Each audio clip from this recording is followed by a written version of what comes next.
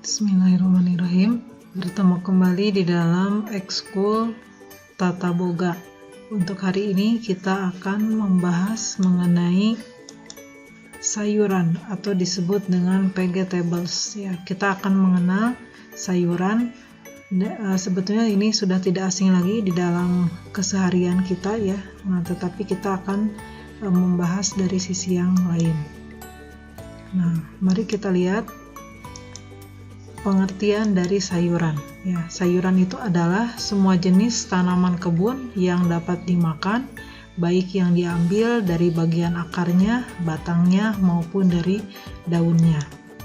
Nah, kemudian sayuran termasuk salah satu bahan yang mengandung sedikit kalori. Nah, tetapi merupakan bahan makanan yang sangat sehat. Ya, biasanya ini menjadi penyerta dari makanan hewani. Ya. Nah, kemudian di dalam sayuran ini juga mengandung mineral dan vitamin yang tinggi serta rasanya akan menentukan kesegaran dari sayuran itu sendiri. Nah, kemudian sayuran ini juga sangat penting bagi tubuh ya karena dia mengandung serat ya yang baik untuk pencernaan. Nah, kemudian sayuran bisa digolongkan ke dalam beberapa jenis.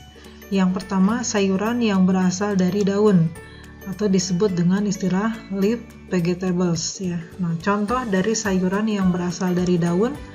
Nah, ini sudah tidak asing lagi ya, bayam, kemudian selada atau disebut juga dengan lettuce ya.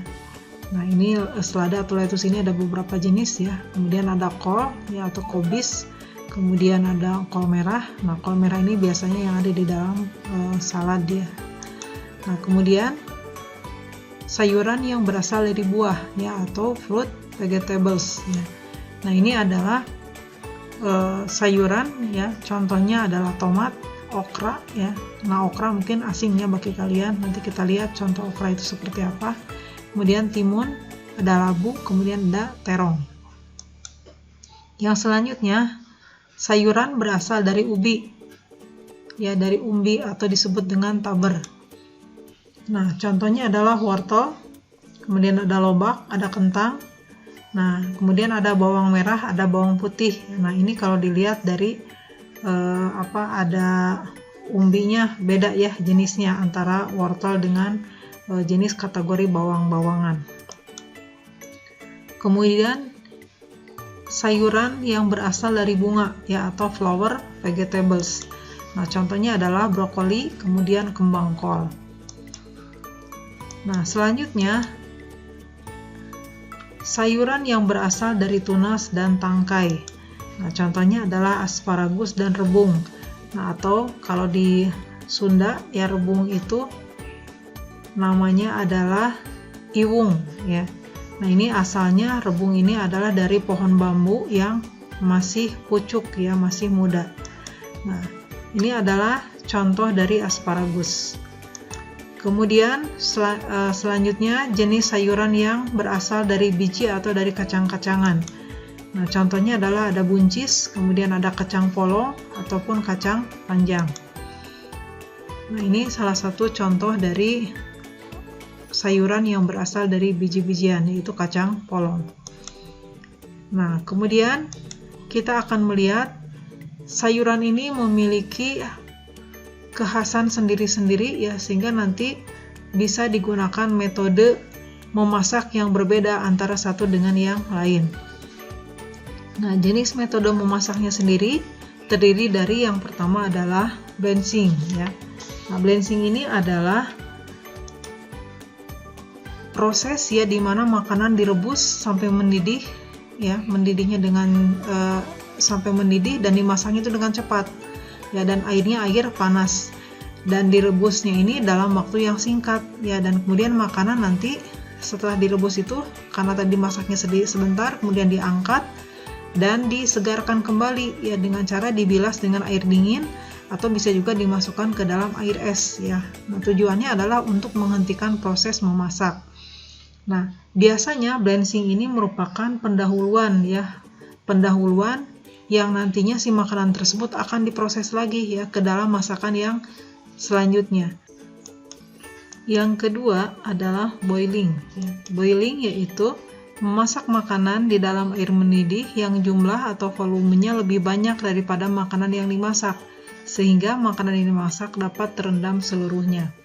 Nah, boiling ini biasanya memasak makanan ya, airnya tadi lebih banyak dari makanan yang akan dimasak.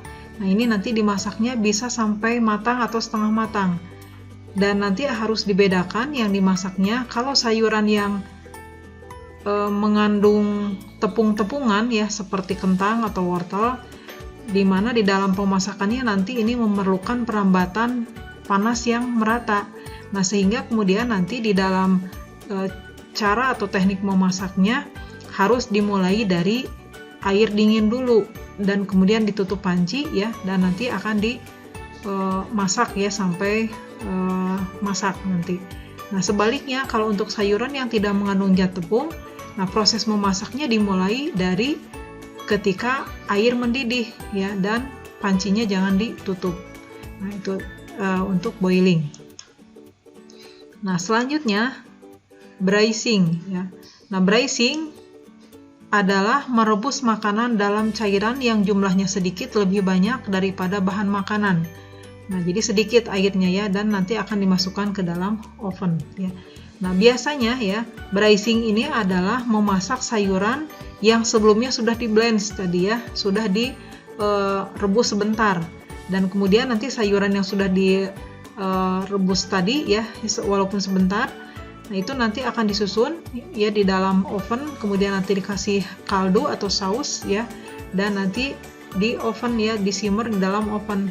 Nah, braising ini biasanya sayurannya hanya sifatnya sebagai penyerta saja, karena teknik memasak braising ini biasanya akan dipadu-padankan dengan makanan berupa daging ya. Nah, salah satu contoh teknik memasak braising ini adalah yang paling terkenal kalau di Indonesia adalah rendang ya, dan itu nanti bisa dipadu-padankan dengan dengan sayuran tadi ya. Nah, kemudian yang selanjutnya adalah étouffer ya, étouffer. Nah, étouffer di sini adalah proses pengolahan dengan menggunakan baking pan kecil ya, kemudian dikasih butter dan kemudian sayurnya ditaruh di atasnya, kemudian ditutup dan dimasak dengan api kecil. Nah, étouffer ini adalah khusus untuk memasak sayuran yang banyak mengandung air. Rasa sayurannya tidak berubah karena dimasak dengan air yang keluar dari sayurannya. Dan salah satu kelebihan dari teknik memasak dengan étouffer ini adalah nutrisinya tidak akan hilang ya. Nah, selanjutnya adalah steaming ya. Steaming atau kita sebut dengan istilah steam ya. Mungkin sering mendengar istilah steam. Nah, ini adalah teknik mengukus ya. Nah, disebut juga mengukus, yaitu teknik mengolah bahan makanan dengan menggunakan uap air yang mendidih ya dengan panas 100 derajat Celcius dan ditempatkan dalam sebuah wadah yang tertutup. Nah, steaming ini lebih baik daripada direbus ya, karena dengan teknik steaming ini zat-zat yang gizi yang ada di dalam sayuran tersebut ya tidak akan larut ya seperti kalau kita merebusnya ya. Yang selanjutnya adalah sauteing. Nah, sauteing ini mungkin terdengar asing di telinga kita, walaupun sebetulnya sauteing ini sering kita lakukan. Nah, sauteing ini adalah nama lain dari menumis, yaitu teknik memasak bahan makanan dengan menggunakan sedikit minyak atau dengan menggunakan butter. Banyak ya makanan yang bisa kita yang sudah sering kita lakukan dengan teknik menumis atau dengan menggunakan teknik sauteing ini. Yang selanjutnya adalah gratitening ya. Nah, ini adalah memasak dengan tujuan untuk mematangkan permukaan masakan dengan panas dari atas, tetapi bahannya sudah matang terlebih dahulu. Nah, gratitening ini adalah biasanya dilakukan atau dilakukan terhadap makanan ya atau sayuran yang direbus dulu ya, kemudian nanti diatur di dalam sebuah pinggan panas ya, dan yang diolesi oleh margarin, kemudian nanti disiram dengan saus ya, dan di atasnya ditaburi dengan keju ya, dan kemudian biasanya diberi margarin cair Nah, kemudian di open. Contoh teknik memasak gratinating itu biasanya ada di dalam lasagna ya, yang menggunakan sayuran di atasnya ya. Selanjutnya adalah deep fried ya. Nah, deep fried ini adalah nama lain dari menggoreng. Nah, menggoreng sayuran dengan menggunakan minyak yang banyak, nah sehingga nanti bahan yang dimasak tenggelam di dalam minyak tersebut. Nah, contoh biasanya sayuran yang dimasak dengan menggunakan teknik deep fried ini adalah terong ya, terong yang dicelupkan ke dalam telur, kemudian dimasukkan ke dalam terigu dan digoreng.